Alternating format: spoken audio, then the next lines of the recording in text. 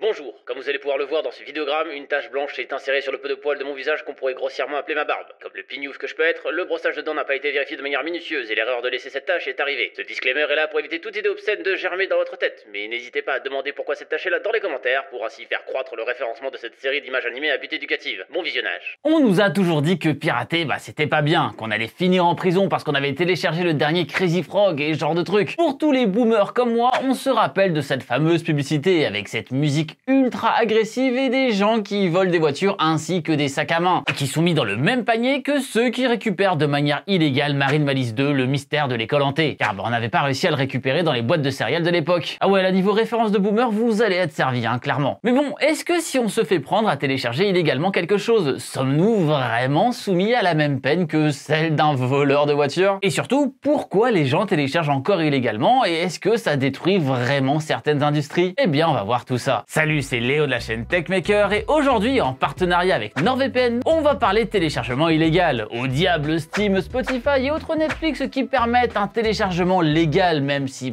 restreint dans ces cas-là. On va retourner sur nos petits émus LimeWire et tous nos clients de téléchargement de torrents. Cette pratique s'est popularisée avec l'avènement des CD, où on était là à s'échanger des disques, où le titre était écrit avec un vieux feutre noir tout dégueu et a explosé avec l'arrivée du web 2.0. Le piratage est alors devenu légion et a connu son âge d'or, si je puis dire, à ce moment-là, vu que les sécurités anti-piratage étaient pour ainsi dire inexistantes. Il était devenu assez commun d'avoir de quoi télécharger sur son ordinateur, enfin commun pour ceux qui avaient un ordinateur bien sûr à l'époque, et les logiciels ayant cette vocation sont arrivés en masse, et donc par exemple ceux dont on a parlé plus tôt. Pourtant la plupart des gens ne piratent pas forcément car ils n'ont absolument pas envie de donner de l'argent et parce que ça devrait être gratuit. Non, ça peut être un peu plus complexe que ça dans certains cas. C'est par exemple parfois à cause du prix trop élevé pour la région, comme ça a été très longtemps le cas en Russie. Ou alors parce que l'offre légale est bien moins intéressante que l'offre illégale, ce qui est un comble mais qui est très souvent arrivé dans l'histoire. Notamment sur le milieu de la musique où c'était bien plus facile de pirater que d'acheter, ce qui est assez cocasse. On devrait avoir normalement plus de confort avec les services payants, c'est assez logique justement. Pour vous donner un exemple, la Russie, comme je le disais, est l'un des pays où le piratage de jeux vidéo est le plus fort. Steam a voulu s'y intégrer mais y a proposé ses jeux 4 à 5 fois moins chers que sur les autres territoires. Tout le monde a dit à la plateforme que c'était une perte de temps et que ça allait être un four et que ça allait leur faire perdre de l'argent, et résultat des courses, la Russie est le deuxième plus gros consommateur de Steam, juste après les États-Unis maintenant. On peut aussi voir un autre problème qui fait que le téléchargement illégal est présent, c'est car il n'y a pas d'offre vraiment viable en fait. Là on parlait du jeu vidéo en Russie, mais dans le cas de la musique, avant l'arrivée de Spotify et consorts, les offres de téléchargement musical étaient délirantes et il était impossible de pouvoir écouter autant d'artistes comme on le fait aujourd'hui sans ce fameux piratage si on n'était pas multimilliardaire. Mais la fameuse question qu'on se pose à chaque fois, est-ce que le téléchargement illégal tue des industries? Eh bien oui et non. On voit souvent l'argument de « Oh bon, le piratage illégal de films fait que de plus en plus de gens vont au cinéma, donc ils y gagnent de l'argent en fait, ils devraient me remercier. » Et en soi,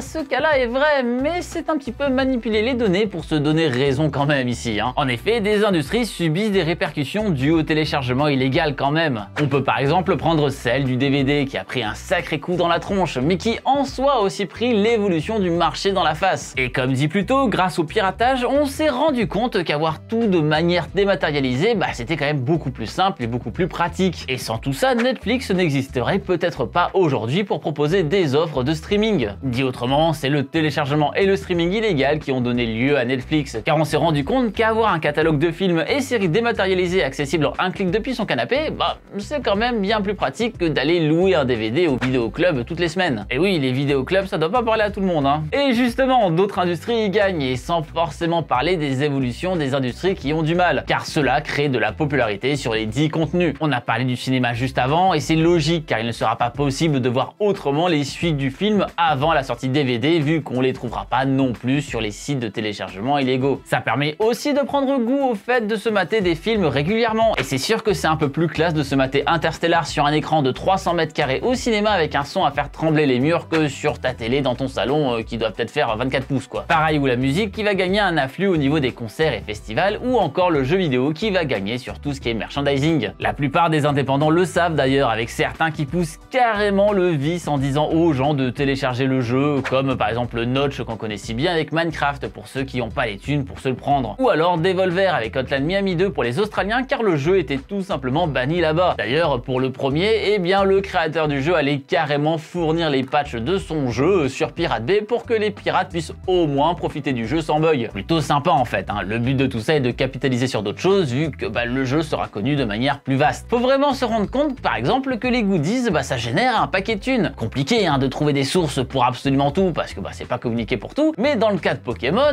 les peluches et autres figurines génèrent littéralement 3 fois plus que les jeux vidéo. Alors bien sûr, il faut mettre ça en contexte sur chaque licence, hein, mais il ne serait clairement pas déconnant de voir des chiffres vraiment intéressants sur des Minecraft ou autres Undertale, vu que tout ce qui est peluche, vinyle, ce genre de trucs, c'est vendu en masse. Donc ouais, des industries en pâtissent, mais d'autres en profitent finalement de tout ça. Et donc cette fameuse question, on risque quoi à télécharger également? Je vais surtout parler du cas de la France ici, hein, donc désolé pour les autres, mais on va aborder ce fameux tortionnaire qu'on nomme Adopi. Et si vous connaissez un peu le bail, vous savez que c'est clairement pas glorieux. En théorie avec Adopi, vous avez 4 phases. Vous recevez d'abord un mail pour vous dire que c'est pas bien de télécharger également, puis une lettre pour vous dire que c'est pas bien de télécharger également, ensuite un combo mail plus lettre pour vous dire que c'est pas bien de télécharger illégalement, et après tout ça, si vous faites encore choper, paf, on vous coupe carrément internet. Blam, retour à l'âge de pierre pour avoir téléchargé le dernier album de Jul. Là, on va clairement vous appeler l'OVNI, hein. En vrai, c'est plus le cas aujourd'hui. Maintenant, ils ne coupent plus l'accès à internet, mais mettent une amende pouvant monter jusqu'à 1500 €. Mais voilà, il y a pas mal de rappels à l'ordre avant, mais surtout, tout ça, c'est la théorie, car dans la pratique, il y en a eu très peu des cas. En 11 ans, il y a eu seulement 13 millions d'avertissements et environ 1000 condamnations. Le truc, c'est qu'on pourrait se dire que tout ça est là pour faire de la jurisprudence et créer des exemples, mais en soi, ça l'a pas vraiment fait, vu que ceux qui étaient visés par tout ça, c'était principalement les plus jeunes. Et les exemples qu'on avait, montraient surtout des moins jeunes, comme ce quadragénaire qui a eu une amende de 150 € pour avoir téléchargé 2 musiques de Rihanna. Ouais, bon, ça fait cher le single, c'est clair. Surtout que pour vous avoir, il remonte votre IP. Et si vous utilisez un VPN comme NordVPN, par pur hasard, à moins que ces derniers ne fournissent derrière votre IP si on leur demande, ce qui n'est pas du tout dans leur intérêt de vous vendre comme un collabo d'ailleurs, on ne pourra rien y faire. Donc voilà, c'est contournable super facilement tout ça. Bref, tout le monde connaît Adopi, mais personne n'en a réellement peur, et ça a souvent été moqué pour ça d'ailleurs. Chez Adopi, j'avoue avoir piraté toute une saison d'Eric. Vous allez recevoir une lettre. Oh non, pas une lettre, c'est une lettre, non. Et surtout, il y a autre chose, c'est qu'Adopi agit pour la musique et le cinéma, mais pas pour le jeu vidéo ou les livres. Donc, en plus du fait que c'est pas très efficace, ça fonctionne à moitié. Bref, malgré les 82 millions € dépensés là-dedans, je pense que c'est clairement pas la bonne méthode pour atténuer le piratage. Si on fait le calcul, chaque euro d'amende donnée a coûté 942 € dans le fonctionnement d'Adopi. Et donc, j'ai pas fait école de commerce, mais je suis pas certain que ce soit rentable, et pas certain non plus que ça serve réellement de jurisprudence. Adopi est un fiasco. Et malgré certaines modifications qui pourraient possiblement arriver, comme le retour du blocage d'internet qui font partie des rumeurs qu'on voit arriver, je pense pas que ça soit ça la solution pour stopper le téléchargement illégal en fait. Et donc comment peut-on faire pour réellement arrêter le piratage alors? Eh bien en proposant des offres viables légales, ce qui a fonctionné dans le monde de la musique, qui a vu le téléchargement illégal décroître comme jamais, ce qui fonctionne à peu près aussi sur PC avec toutes les offres qui arrivent, ainsi que celui des séries avec celles de streaming comme Netflix. Comme dit plus tôt, je pense que les nouvelles générations sont beaucoup moins touchées par le piratage, et ça m'étonnerait pas que beaucoup de plus jeunes qui regardent cette vidéo n'aient jamais eu à le faire au vu des différentes offres qu'on a de nos jours. En conclusion, dans la théorie,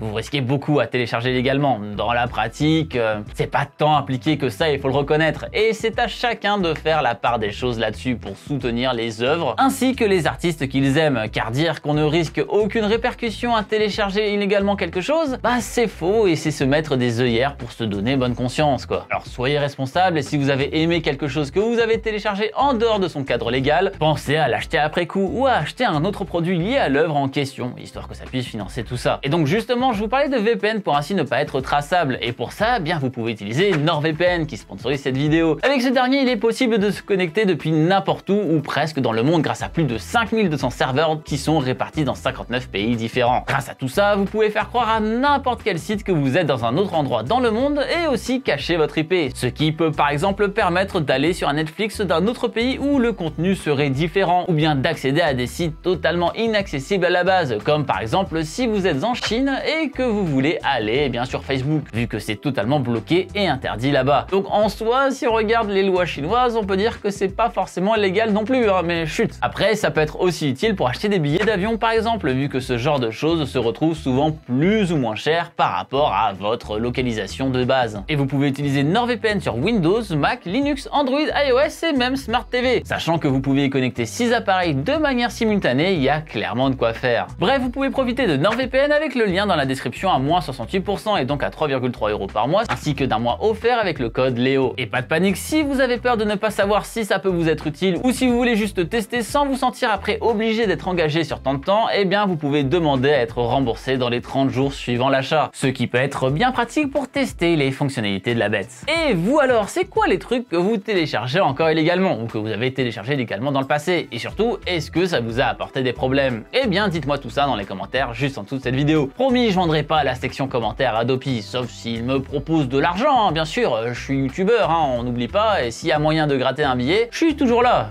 Parce que bon, sur les 82 millions, s'il y a moyen que j'ai peut-être ma petite part, pourquoi pas. En tout cas, j'espère que cette vidéo vous aura plu. Si c'est le cas, n'oubliez pas le bon pouce bleu de l'amour juste en dessous de cette vidéo qui permettra de vous repentir de vos mauvaises actions. Le follow sur tous mes réseaux sociaux qui se trouvent aussi en description pour savoir quand je vais jouer à Fall Guys, ou encore bien évidemment, si ce n'est pas déjà fait, l'abonnement à cette chaîne YouTube avec le gros bouton qui vient d'apparaître juste là. C'était Léo de la chaîne Techmaker et surtout, n'arrêtez jamais d'apprendre. Salut!